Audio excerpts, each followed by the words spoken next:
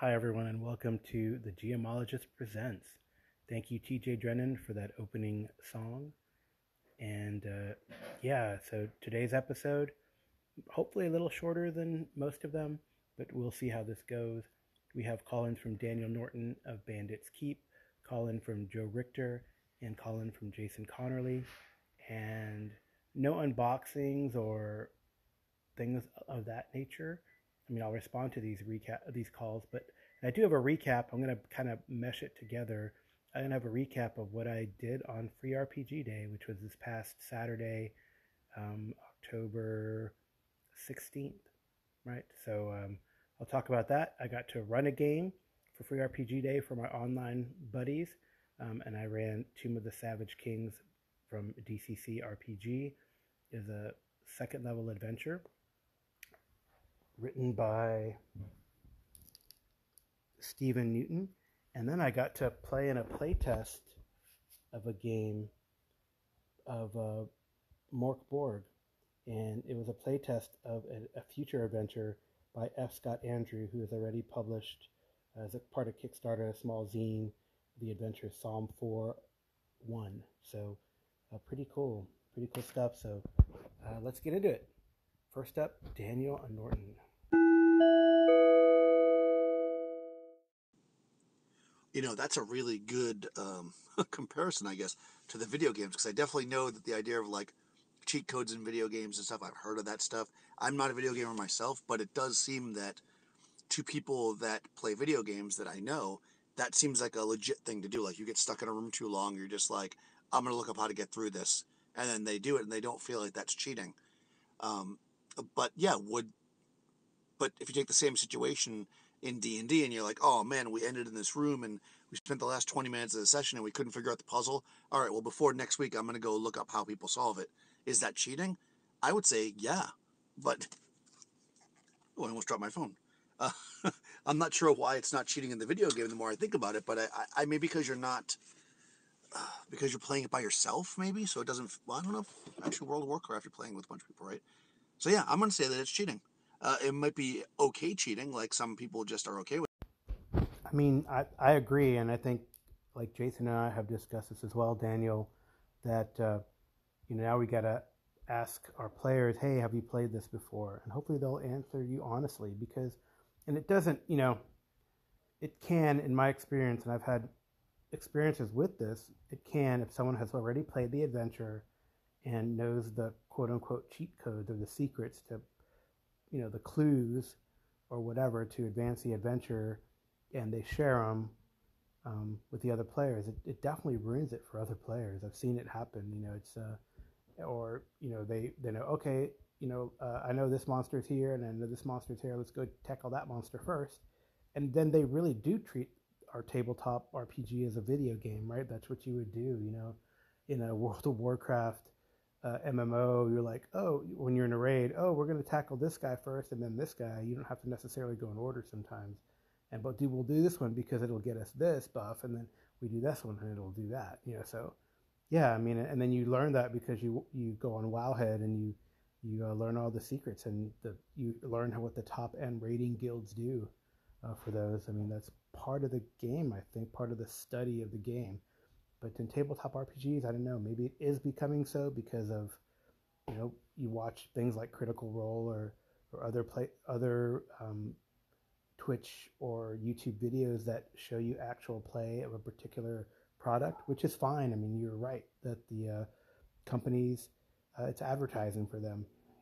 But in the end, as you hear the shark disposing of its trash in the background, I apologize. Yeah, is that cool?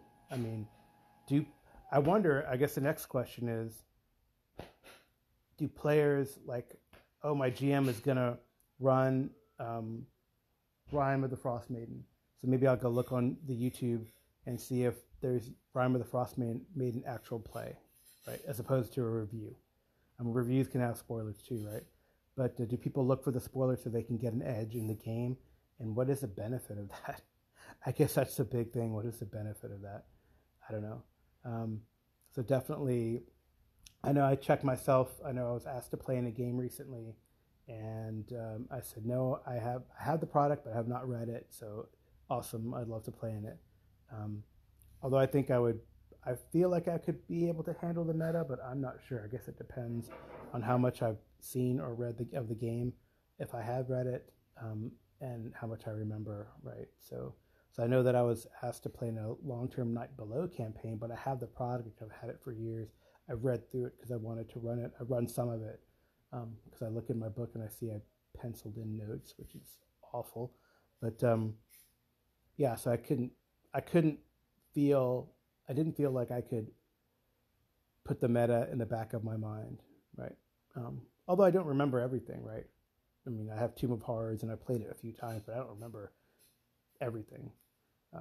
So there you go. That's a good question to ask people. Maybe we'll get Joe Richter's opinion because he's very opinionated about things like this. So we'll ask him. Hopefully he'll respond to this. Hey, Carl. Daniel from Bandits Keep. To answer your question, yeah, I think being a player does help you be a better GM because I think you can learn from both the good stuff that somebody does when you're a player and the bad stuff. It seems to be a theme I've been talking about a lot, but like some of the things that I do as a GM, specifically I do because when I was a player, somebody did something that's the opposite of that. And I was just like, wow, that sucked. And I will make sure I never do it. And I'm just very aware. Um, yeah, and keeping a long-term campaign can be really tough. I think for me, my trick, if you will, is I kind of run them in chapters. So like my Astonishing Swordsman one, we are running through all the modules. So each module is basically its own thing, but it's all interconnected. So if I did lose a player or gain a player, we could still keep going. You know, it's not based on any particular singular character, which is nice. But luckily, most of the players have. Hey, Carl, it's Joe. Long-time listener, long-time caller. I agree, dude. I absolutely think being a player makes you a better DM, and being a DM makes you a better player. The two are part and parcel because they're all part of the same game. Anyway, dude, that's enough for me. Goodbye. Thanks, Joe and Daniel. Yeah, I grouped these together because they're very similar in theme. I posed the question, do you as a GM feel like you gain something from playing? And I agree with you guys. I think when you play, you learn how to do things better.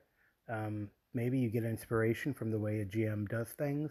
You learn maybe sometimes, unfortunately, how to not do things, which is always good, you know. So you always got to sit back and be able to learn and be open and malleable, I believe, in our hobby. And I do try to ask feedback sometimes, and I think actually the podcast is a good feedback. And I know Jason gives me a hard time, and he's tongue in cheek, but sometimes it helps me to reflect and go, okay, well, maybe I can do that better. Maybe it does affect the way someone is doing the play, and I definitely think and that's why I love like some of like our Thursday night group guys, because I feel like we're going to be able to rotate the GM ship around. And people who I have enjoyed playing with are usually good GMs. I want to say so. Thank you for that support and those call-ins. And yeah, let's play games as a GM and play games as a player in our different worlds that we run. I love it. So next, we're going to have some calls from Jason calling in about this idea of maybe unifying a system and different terminology in different systems. I do want to say, Daniel, I hope you listen to this. I am envious of you being able to run through a lot of the Hyperborea modules. I think I don't know if you shared it here or on your show, but maybe you'll come in here on your show and I'll probably reprise it as a call into your show. But that is so cool. I like what you're doing there. It's pretty cool. And, you know, I'm still a little irritated that when I tried to run Man-Eaters of Zambula that it kind of faded. But maybe we can discuss how I can revive it at some point. I definitely want to pick your brain about that. Anyway, thanks for the call-in, guys, and we'll see you next time. Hey, Carl, Jason here. Instead of getting into Joe's trying to blame people, because if the character knows their character sheet and somebody asks for something not on there, then obviously that's not the player's fault. But What's more interesting is the idea that, we want to play all these different games, but they all have the different names for the different tributes. And how do you get around that? And that's something the GURPS people have done really well, because GURPS typically uses the same names no matter what the genre, no matter what you're doing. A lot of these systems, like Savage Worlds and some of these other games where they do use the same base rules, still change the name of the attributes as you go from game to game. So you saw that problem. Like Powered by the Apocalypse, I think, does that. And a lot of these games do that, where you don't have that problem with GURPS. So that's one thing. So here's me complimenting GURPS. That's one thing GURPS does really well, is they keep the same verbiage throughout. And I think that is a plus. Does that mean Jason thinks we should use GURPS to run all games? No, but I do think there's an advantage of using one system most of the time, so you have, the same verbiage, so everybody understands what you're talking about. I think there's a plus to that. But I'm torn, because I think some systems do emulate some genres better. I definitely think some systems emulate some genres better than others. So I see the draw to run multiple game systems. But I agree with you. It'd be nice if you had universal terms. Strength is always called strength. Dex is always called dex, right? And awareness is always called awareness, or whatever. And that's something you could do with you and your players. You could modify everything so it's all called the same thing. You play a lot of Call of Cthulhu, and a lot of variants of that with BRP use different names. You could uniformize that. You could make all that uniform before you run those games. But that's a lot of work on you, the GM. Yeah, I mean, that is a really good idea. It would take some work, and maybe it's part of a session 0. It's like, I know it's called awareness here, but I'm going to call it perception. I know we have spot hidden and listen in this game. For example, Call of Cthulhu, but I'm just going to call it all perception. So you don't have to, and also, right, so in some games where you have a lot of skills, you got to distribute all those points. But, it's all perception. It's all how you see it. And then you can get a bonus or not to sight or hearing, right? Like some other games do it, like Warhammer Fantasy does it that way. Because I know when I ask for a perception roll, the elf character goes, "Oh, is it hearing?" So, it's kind of funny, but it is interesting. I know, just another note, I know that was definitely true with other incarnations of Savage Worlds rule set. But now I think with Suede, they are making everything uniform.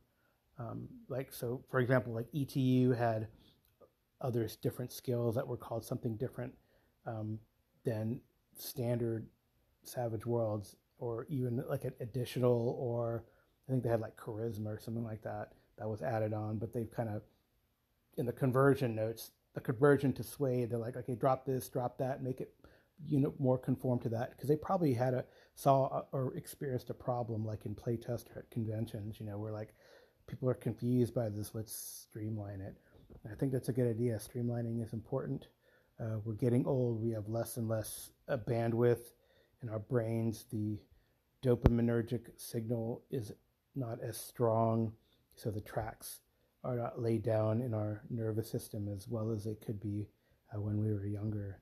So yeah, I guess I got to go back to the lab and work on that. Well, or at least, now sell products that other labs can get to work on that, right? So anyway, pretty cool. Thank you for the call-ins. And right now we are going to go on to some recaps, or a big recap, general recap thing.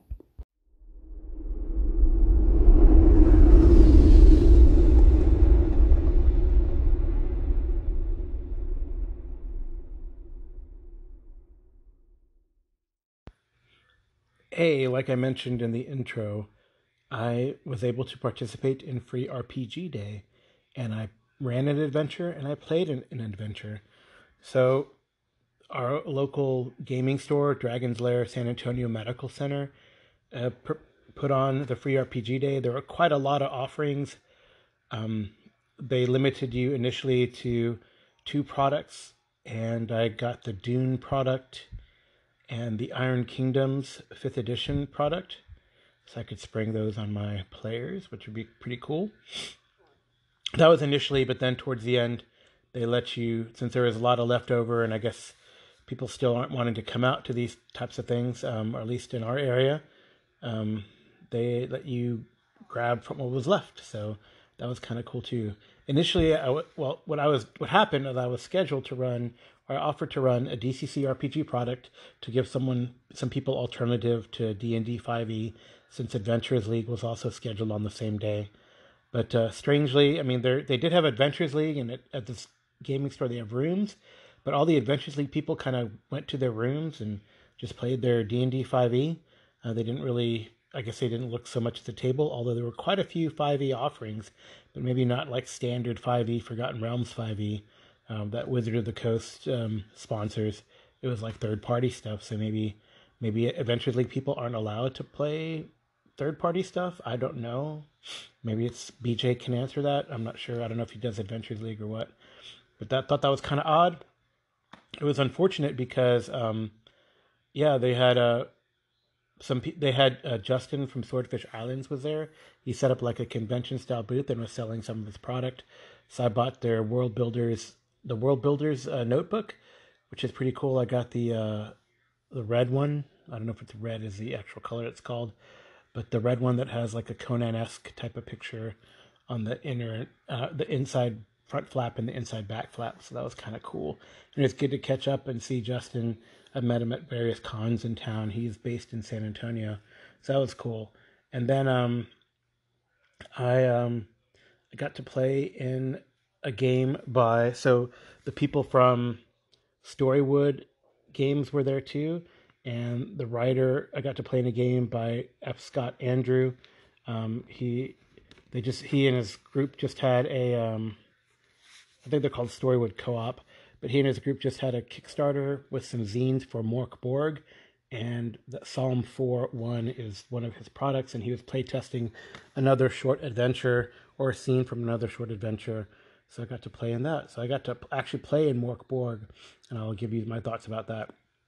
The first thing I did, even though I was scheduled to run a DCC RPG there in the afternoon from like 12 to 4, I played a morning game of DCC RPG, our regular group, and one player was unable to make it, and we decided to do a flashback with the other 3 players. So I got to run, and I decided to run so I could do a test run, and so I could actually run it on Free RPG Day, which is awesome. It was a Dungeon Crawl Classics Tomb of the Savage Kings by Stephen Newton, like I mentioned. And here, I'm gonna try to be as spoiler-free as possible.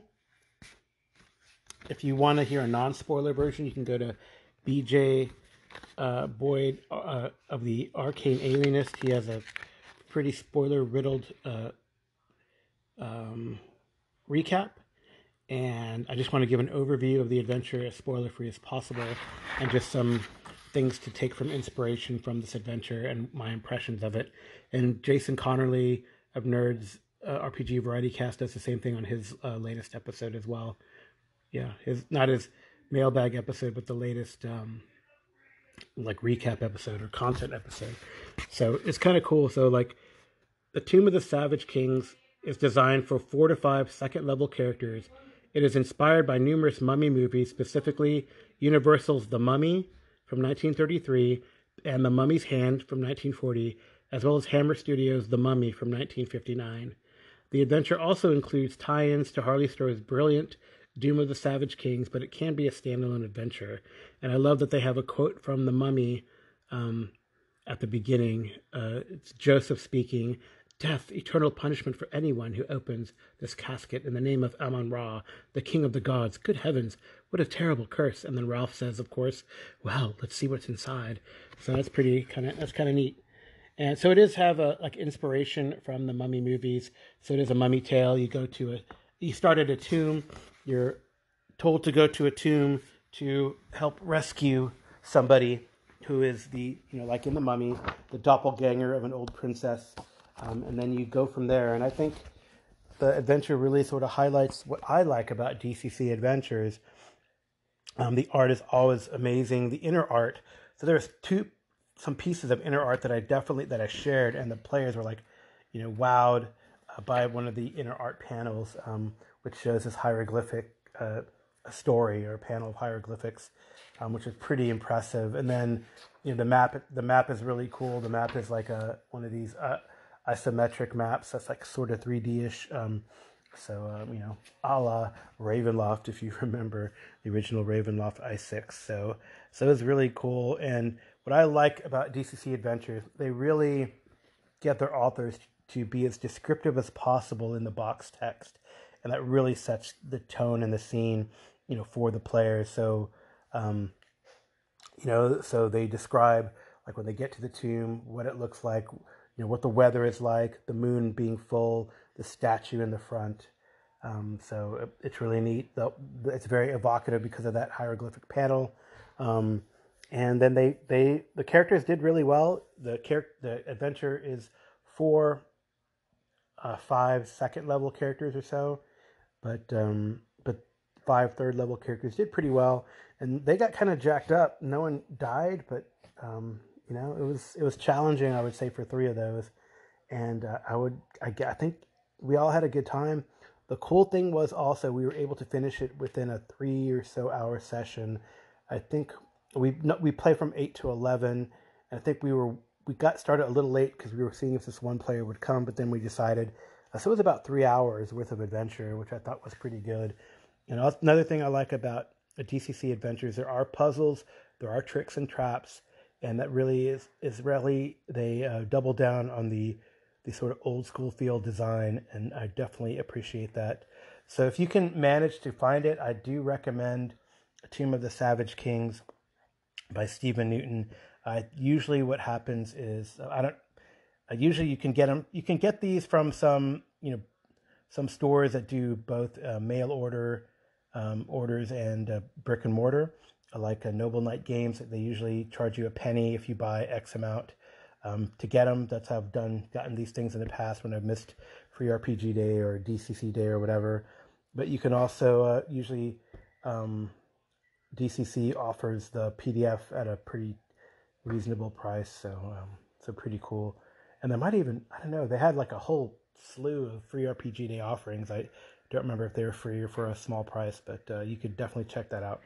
So Tomb of the Savage Kings recommended. Fun homage to the Mummy movies. And so if your players like the Mummy or have watched the Mummy movies, yeah, it's pretty cool. Even the names of some of the characters in there are, reminiscent or inspired by. So that was the Tomb of the Savage Kings. The second game I played was a playtest of a future adventure by the author of Psalm 4:1, F. Scott Andrew, and it was Mork Borg. And I kind of like the system that he gave, like a handout of the rules, which I think was very helpful, because it's going to be in a future game of some sort. I'm not going to go the detail blow by blow, but just give you some impressions of what I liked about the system. I did like it. It was a very simple system. I think the meta current, there's some things, I think he used like a random generator and it gives you like one random treasure item. And some of that maybe is broken. So I don't know if it's broken.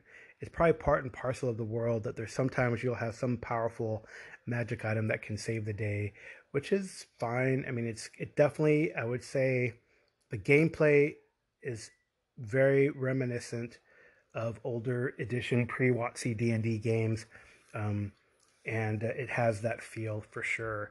And it's you have low hit points. You can get killed by something silly happening by failing a skill roll or your saving throw.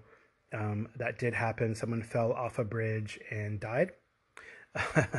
So yeah, it's got that kind of silly, I would say silly gonzo, death is always at your door kind of feel, that I think is typical to me of low level BX and AD&D. I think once you get to like 7th level or so in those games, and you start hurling fireballs and cones of cold, it's a little different type of game.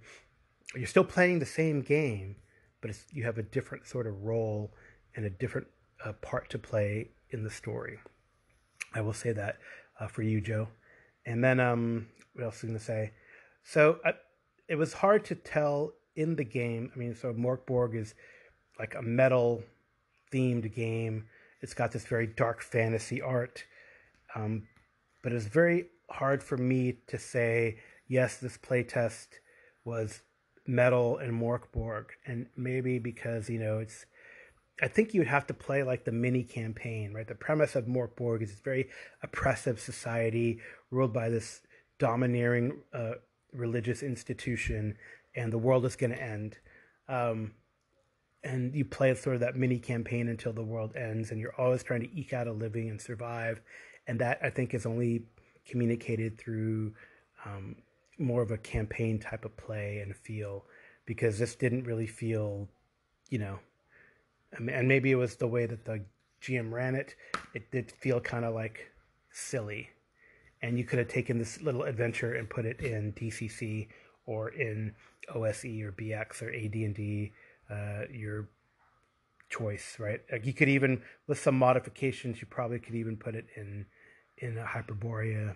Um, so so there you go.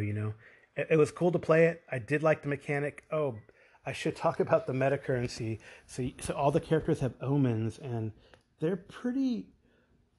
So you can do three things with omens. You have 1 to 4. My character had 3. I played a heretical priest named Skrull, which I thought was cool. So like the names are evocative, of like this kind of like dark Northern European dark fantasy. The sun is only out for half the year type of feel. I think that's the idea behind Morkborg, or maybe the inspiration for that.